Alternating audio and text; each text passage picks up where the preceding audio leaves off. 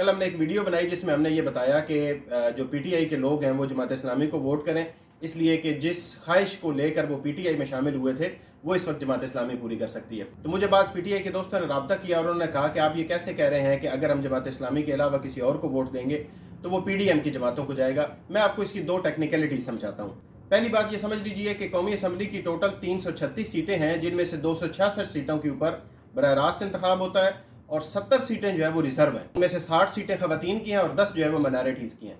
और ये 70 सीट्स जो हैं ये कौमी असम्बली में जमातों की नुमाइंदगी के मुताबिक उनमें तकसीम होती हैं।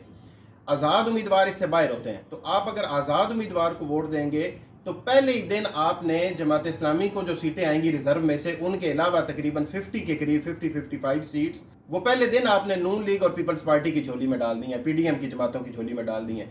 तो वो इलेक्शन से पहले ये 55-50 सीटें जीते हुए हैं अगर आप आज़ाद उम्मीदवार को वोट देते हैं।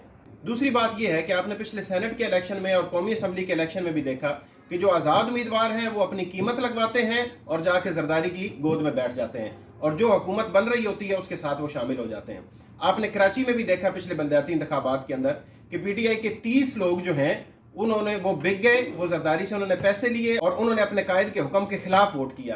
तो इस बात की क्या गारंटी है कि ये आज़ाद उम्मीदवारान वोट लेके आपसे ये जरदारी के साथ नहीं जाएंगे? उसकी एक वजह यह भी है कि कानूनी तौर पे किसी भी पार्टी को सपोर्ट करने के हवाले से इनके ऊपर कोई कदगन नहीं होगी। ये लीगली किसी भी तरह से बाउंड नहीं होंगे। ये अपने हलके की बेहतरी का बहाना बना के, ये अपने हलके के लिए फंड्स का बहाना बना के ये जरदारी की गोद में बैठ जाएंगे, ये जाके नवाज शरीफ की गोद में बैठ जाएंगे और फिर जिस करप्शन फ्री पाकिस्तान का आपने ख्वाब देखा है वो धरा का धरा रह जाएगा।